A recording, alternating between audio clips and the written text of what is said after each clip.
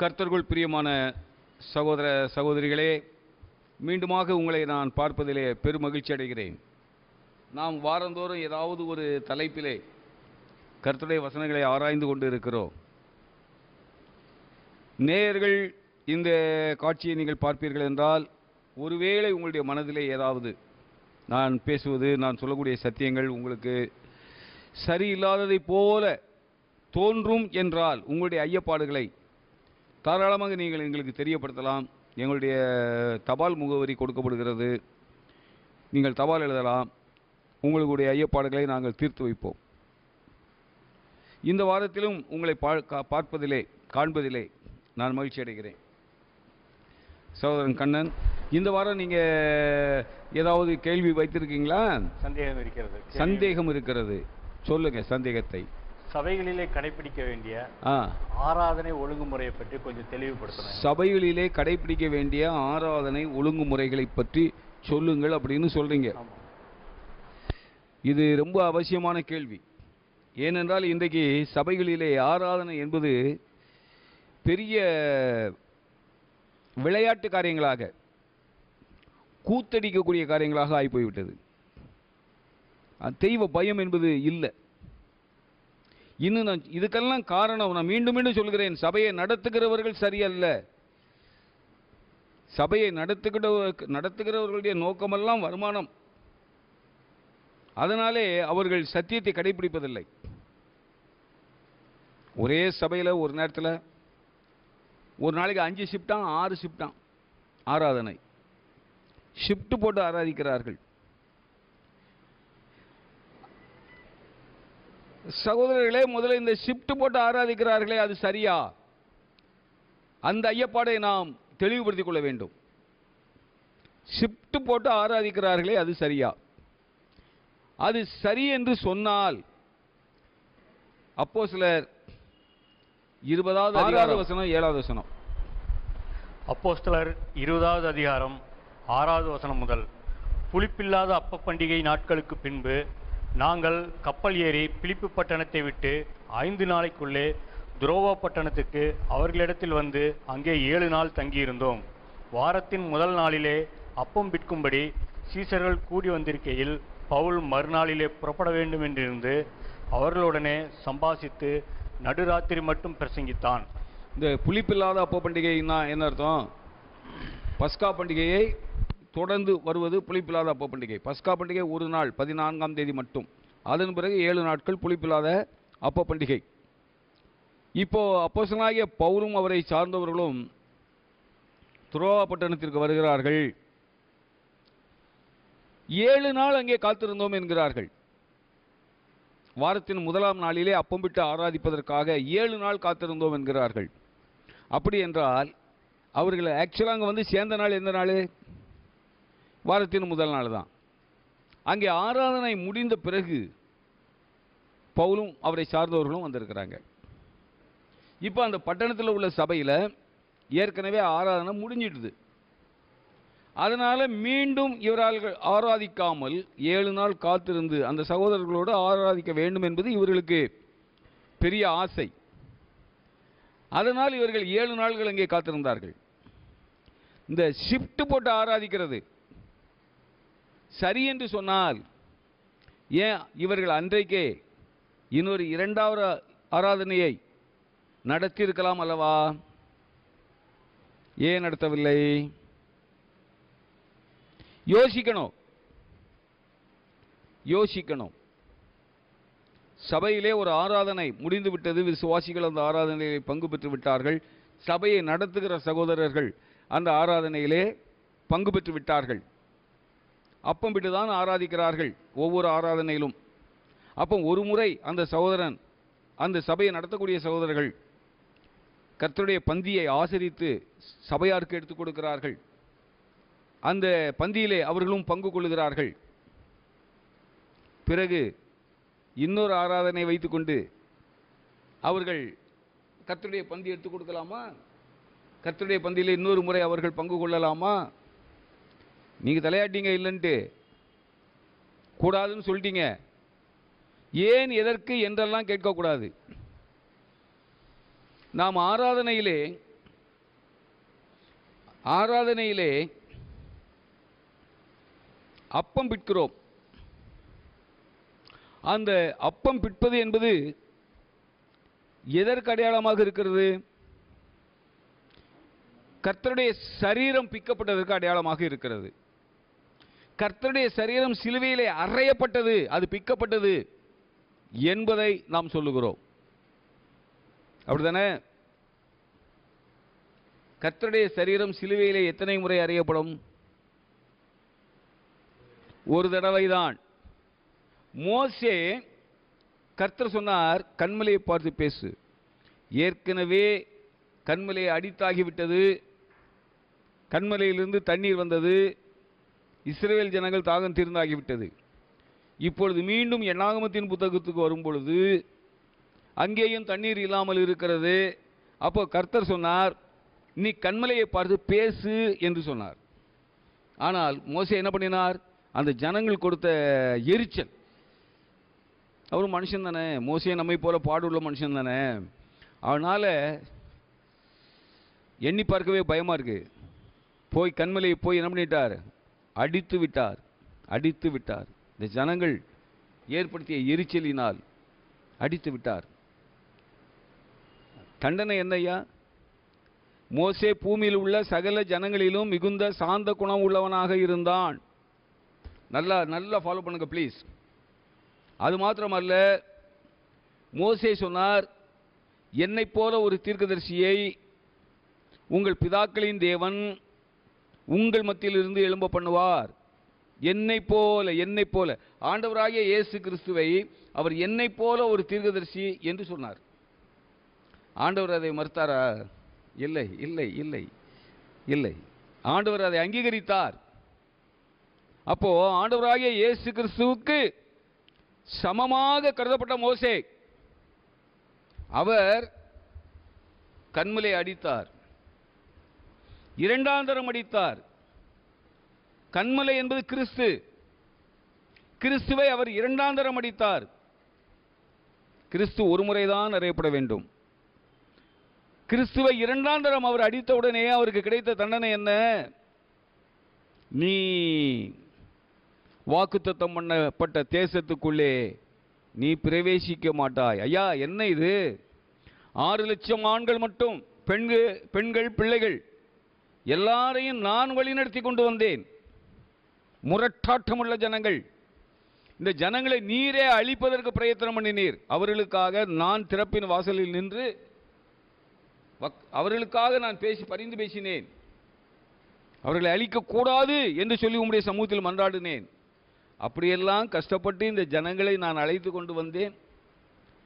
நான் ஏதோ ஒரு தவறு செய்து விட்டேன், அதற்கு இவ்வளவு பெரிய தண்டனையா? நான் அந்த தேசத்துக்குள்ளே பிரவேசிக்க கூடாதா?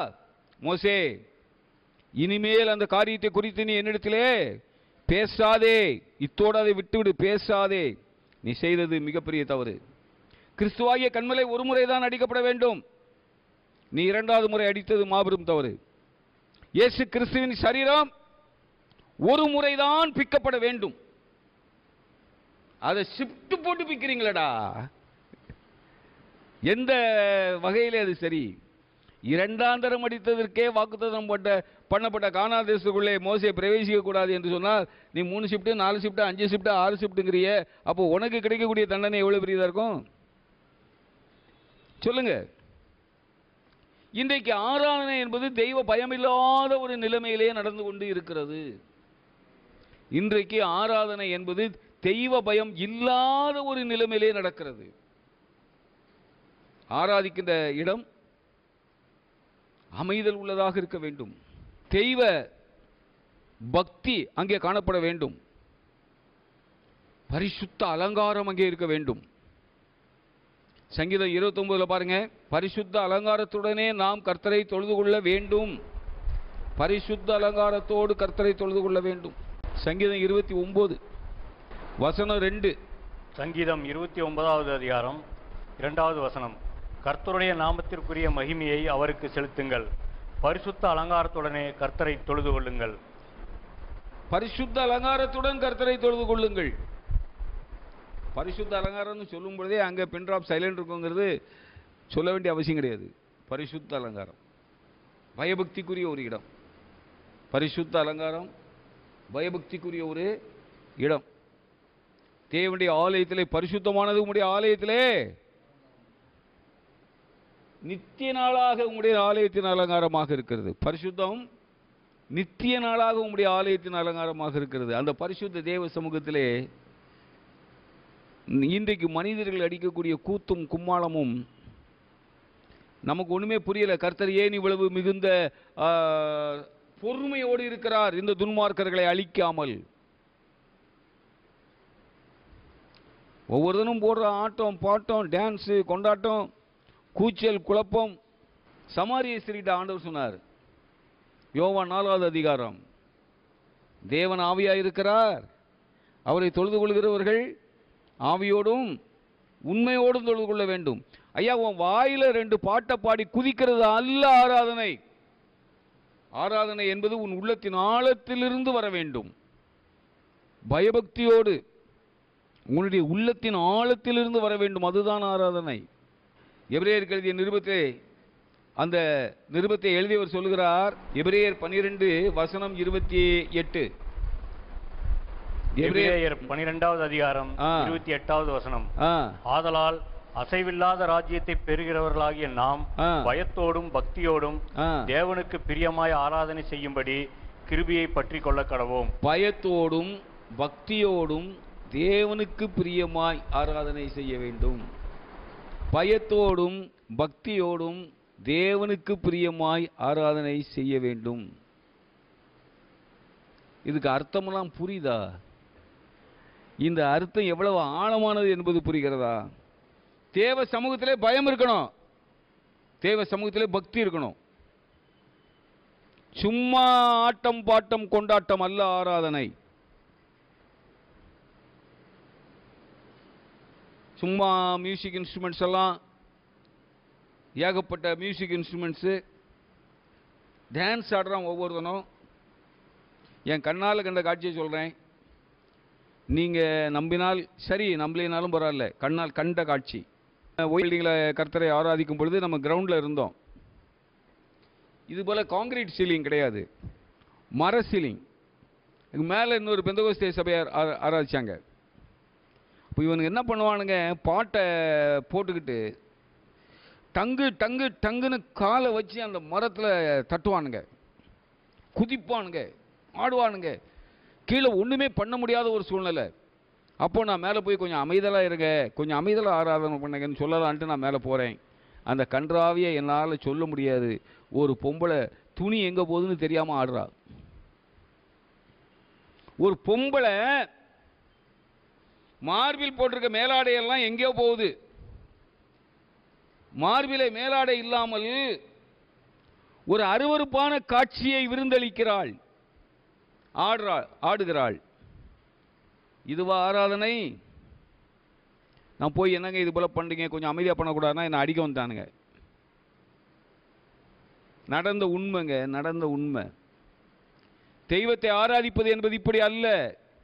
தேவ சமூகத்திலே ஆவியோடும் ஆராதிக்க வேண்டும், உண்மையோடும் ஆராதிக்க வேண்டும். இருதயத்தின் ஆழத்திலிருந்து அந்த நன்றி அறிதலுள்ள இருதயத்தோடு, தெய்வமே இந்த பாவியை ரட்சித்தீரே, எத்தனை கோடானு கோடி சோசனங்களை உமக்கு செலுத்தினாலும் போதாதையா, என்னை ரட்சித்தீரே, நன்றியுள்ள இருதயத்தோடு உம்மை வணங்குகின்றேன், உம்மை வாழ்த்துகின்றேன். இதுதான் சார் ஆராதனை.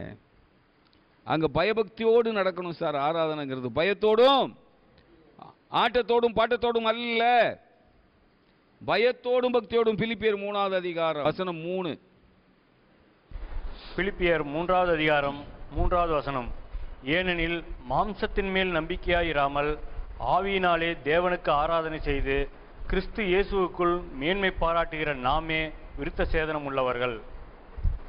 ஆவியினாலே தேவனுக்கு ஆராதனை செய்து. நம்முடைய ஆராதனை பரிசுத்த ஆவியானவர் வழிநடத்த வேண்டும், நம்முடைய மாம்சம் அல்ல. நம்முடைய மாம்சமும் மனசும் விரும்பினவைகளை நாம் செய்தால், எபேசியர் எழுதிய நிருபத்தில் அப்போஸ்தலனாகிய பவுல் சொல்கிறார், எபேசியர் 2:3 வசனம். எபேசியர் 2வது அதிகாரம் 3வது வசனம். அவர்களுக்குள்ளே நாம் எல்லாரும் முற்காலத்திலே நமது மாம்ச இச்சையின்படியே நடந்து நமது மாம்சமும் மனசும் விரும்பினவைகளைச் செய்து சுபாவத்தினாலே மற்றவர்களைப் போல கோபாக்கினின் பிள்ளைகளாய் இருந்தோம். மாம்ச இச்சைகளின்படி நாம் செய்யும் பொழுது தேவ கோபாக்கினைக்கு பங்குள்ளவர்களாக மாறிவிடுவோம். நம்முடைய மாம்சத்தின்படி நாம் செய்யும் பொழுது ஆராதனையிலே மாம்ச உணர்வுகளுக்கு இடம் கொடுக்க கூடாது. மாம்ச கிளர்ச்சிக்கு இடம் கொடுக்க கூடாது. ஆராதனை என்பது ஆவியோடும் உண்மையோடும் இருக்க வேண்டும். ஆராதனை என்பது பரிசுத்த அலங்காரத்தோடு இருக்க வேண்டும். ஆராதனை என்பது ஆவிக்குரியதாக இருக்க வேண்டும். பரிசுத்த ஆவியானவர் வழிநடத்த வேண்டும். ட்ரம்ஸ் வாசிக்கிறது, பியானோ போடுறது, கீபோர்ட் போடுறது, கிட்டார் வாசிக்கிறது, இது ஆராதனை அல்ல. இது ஆராதனை அல்ல. இது இந்த இன்ஸ்ட்ருமெண்ட்ஸை பற்றி, மியூசிக்கல் இன்ஸ்ட்ருமெண்ட்ஸை பற்றி அப்போஸ்தலனாகிய பவுல் கொரிந்தியர்கள் எழுதுகிறார். என்ன எழுதுகிறார் தெரியுமா? 1 கொரிந்தியர் 14வது அதிகாரம் 7வது வசனம். 1 கொரிந்தியர் 14வது அதிகாரம் 7வது வசனம். அப்படியே புல்லாங்குழல், சுரமண்டலம் முதலாகிய சத்தமிடுகிற உயிரில்லாத வாத்தியங்கள் தொனிகளில் வித்தியாசம் இந்த காட்டாவிட்டால் இசைக்கருவிகளை பற்றி பரிசுத்த ஆவியானவர் அப்போஸ்தலனாகிய பவுல் தன்னுடைய மாம்சத்தில் எழுதினது அல்ல. தேவனாலே ஏவப்பட்டு தேவ மனிதர்கள் எழுதிய வசனங்கள் தான் பைபிள். அப்போ பரிசுத்த ஆவியானவராலே ஏவப்பட்டு பவுல் எழுதினார். இசைக்கருவிகளை பற்றி பவுல் அங்கே என்ன சொல்கிறார்? உயிரில்லாத வாத்தியங்கள். உயிரில்லாத வாத்தியங்கள். இந்த உயிரில்லாத வாத்தியங்களை உங்களுடைய மாம்ச இச்சைகளின்படி நீங்கள் செய்யும் பொழுது, உங்களுடைய மாம்சமும் மனசும் விரும்புகிறபடி உயிரில்லாத வாத்தியங்களை வைத்து நீங்கள் சத்தமாக செய்யும் பொழுது, அந்த உயிரில்லாத வாத்தியங்களிலே கர்த்தர் பிரியமாக இருப்பாரா? உயிரில்லாத வாத்தியங்கள். உடனே நீங்க கேட்கலாம், சாலமோனுடைய தேவாலயத்திலேயே அந்த இசைக்குழு அப்படின்னு சொல்லி ஒரு குழு இருந்தது. அதில் நூற்றுக்கணக்கான இசை வல்லுநர்கள் இருந்தாங்க.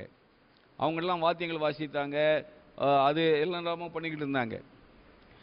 நல்ல வேலை, இன்னும் ஒரு சில காரியங்களை இவனுங்க பின்பற்றாமல் இருக்கிறானுங்க. ஆண்டவருடைய காலத்தில் இருந்த, அதாவது பழைய ஏற்பாட்டு காலத்து தேவாலயத்தின் ஆராதனை ஒழுங்குகள் வேறே. அங்கே தேவாலயத்திலேயே பலிபீடம் இருந்தது. பலிபீடத்திலே பலி செலுத்தினார்கள். பலிபீடத்திலே பலி செலுத்தினார்கள், தூப வர்க்கம் போட்டார்கள், சமூகத்தை அப்பம் வைத்தார்கள், என்னெல்லாமோ பலி செலுத்தினார்கள். அதனாலே தேவாலயத்திலேயே அடுப்புகளுக்கு, சமையல் பண்ணக்கூடிய அடுப்புகளுக்கு ஒரு தனி இடம் இருந்தது. நல்ல வாசிங்க புத்தகத்தை. இப்போ தேவாலயத்தில் ஏகப்பட்ட செலவு இருந்தது. ஏகப்பட்ட செலவு தேவாலயத்தில் இருந்தது. அதனாலே ஆண்டவர் சொன்னார், தசம பாகத்தை கொண்டு வந்து என்னுடைய பண்டகசாலையிலே வையுங்கள் சொன்னார். மல்கியாவின் புத்தகம் 3வது அதிகாரம் 10வது வசனம். 3:10. மல்கியா 3வது அதிகாரம் 10வது வசனம். என் ஆலயத்தில் ஆகாரம் உண்டாயிருக்கும்படி தசம பாகங்களை எல்லாம் பண்டகசாலையில் கொண்டு வாருங்கள். அப்பொழுது நான் வானத்தின் பலகணிகளை திறந்து இடங்கொள்ளாமற் போகும் மட்டும் உங்கள் மேல் ஆசீர்வாதத்தை வருஷிக்க மாட்டேன் என்று அதனால் என்னை சோதித்து பாருங்கள் என்று சேனைகளின் கர்த்தர் சொல்லுகிறார். அன்றைக்கு ஆலயத்தினுடைய ஆராதனை ஒழுங்குமுறை எப்படி? தினமும் காலையிலே பலிபீடத்திலே பலி செலுத்தப்பட வேண்டும், சாயங்காலம் பலி செலுத்தப்பட வேண்டும். பலிபீடத்தில் உள்ள அக்கினி எப்பொழுதும் எரிந்து கொண்டே இருக்க வேண்டும். சமூகத்து அப்பங்கள் வைக்க வேண்டும். போஜன பான பலிகள் செலுத்தப்பட வேண்டும். மேஜையிலே தூப வர்க்கம், தூப கலசம் இருக்கும். அதிலே தூப வர்க்கம் போட்டு தூபம் எழுப்ப வேண்டும். ஆசாரியர்கள், நூற்றுக்கணக்கான ஆசாரியர்கள் அங்கே வேலை செய்து கொண்டிருந்தார்கள் தேவாலயத்திலே. அவர்களுக்கு ஆகாரம் கொடுக்க வேண்டும். இதற்கெல்லாம் என்ன செய்யணும்? யூதர்கள் தசம பாகத்தை கொண்டு வந்து ஆலயத்திலே பண்டகசாலையிலே வைக்க வேண்டும். இந்த திருட்டு பசங்க என்ன பண்ணிட்டாங்க இன்றைக்கு? ஏய், தசம பாகத்தை கொண்டா, தசம பாகத்தை கொண்டாந்து கொடு, தனி கவர் கொடு, என்னெல்லாமோ வாயில சொல்றதுக்கே வெக்கமா இருக்கு சார். அவனுடைய வயிற்றை பெருக்கிக் கொள்வதற்கு, தொந்தியை பெருக்கிக் கொள்வதற்கு, அவனுடைய வாழ்வாதாரங்களை பெருக்கிக் கொள்வதற்கு தசம பாகத்தை கொண்டாங்கிறான். அதுக்கு இந்த வசனத்தை அவன் மேற்கோள் காட்டுறான். அன்றைய சூழ்நிலை என்ன, இந்த வசனம் எதற்கு சொல்லப்பட்டது, எப்படி சொல்லப்பட்டது, ஒரு பயிலும் சிந்தித்து பார்ப்பதில்லை. அவனவனுடைய வாழ்வாதாரத்தை பெருக்கிக் கொள்வதற்கு இன்றைக்கி நான் திரும்ப நான் சொல்கிறேன், இன்றைக்கு ஊழியத்துக்கு வந்திருக்கவன்கள் எத்தனை பேர் உண்மையாக கர்த்தரால் அழைக்கப்பட்ட ஊழியக்காரன்? திரும்பவும் நான் கேட்குறேன், சபையிலே யார் ஊழியம் பண்ணணும், யார் பண்ணக்கூடாது? சபை என்பது ஒரு சரீரம் தானே. சரீரத்தில் எந்த அவயம் வேலை செய்யணும், எந்த அவயம் வேலை செய்யக்கூடாது? எல்லாரும் தான் சார் ஊழியம் பண்ணணும்.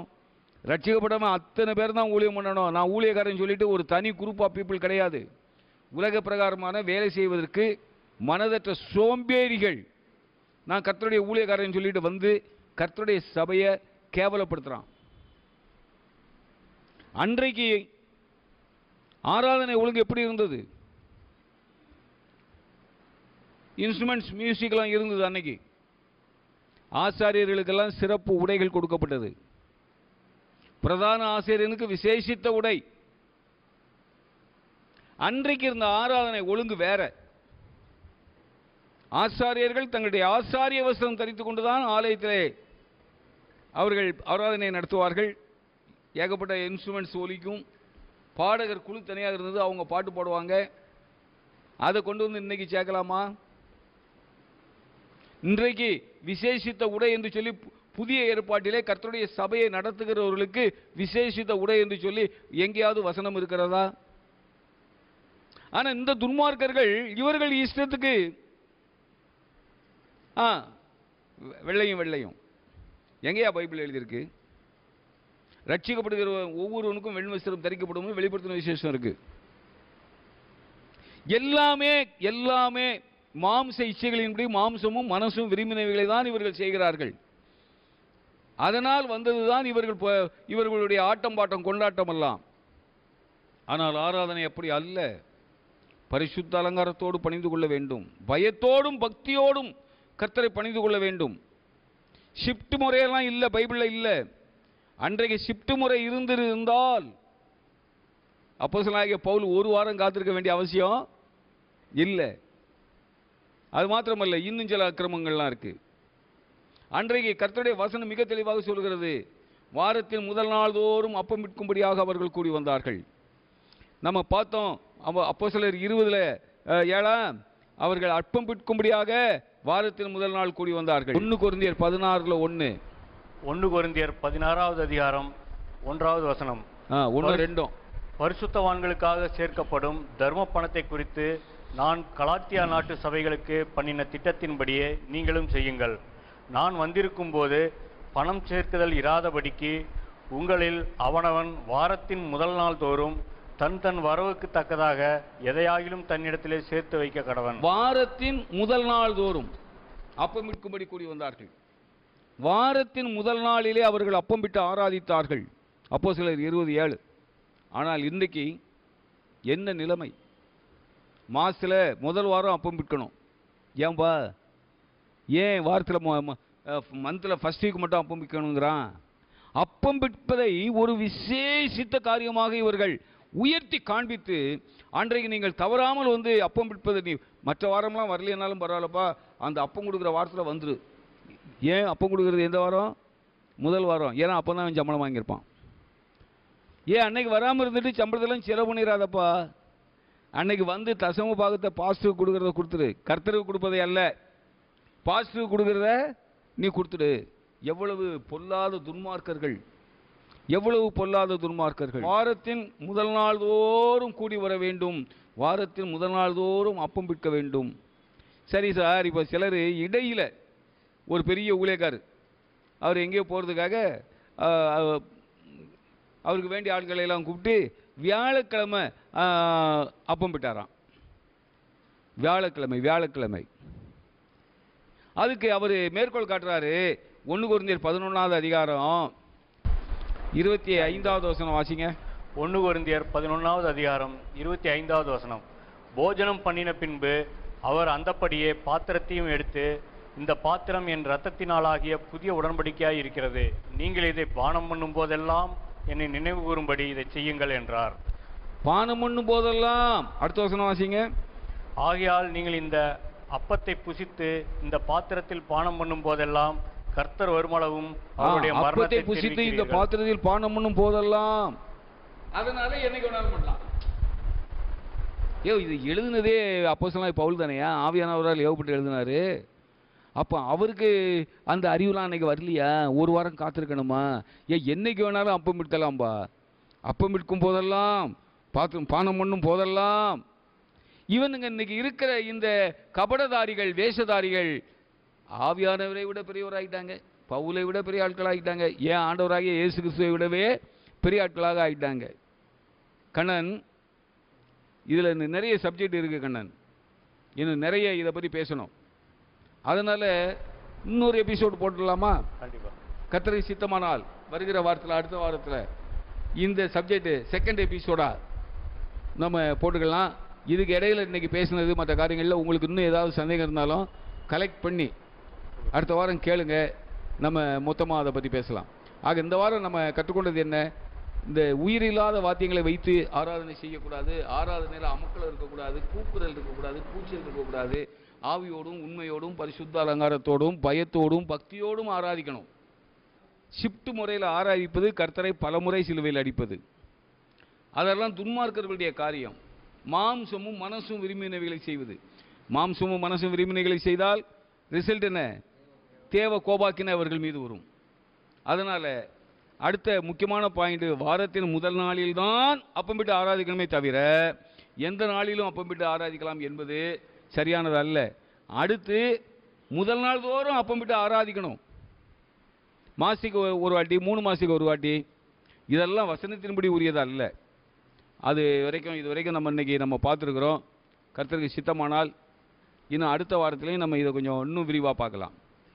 கர்த்தர் உங்களை ஆசீர்வதிப்பாராக. ஆமென்.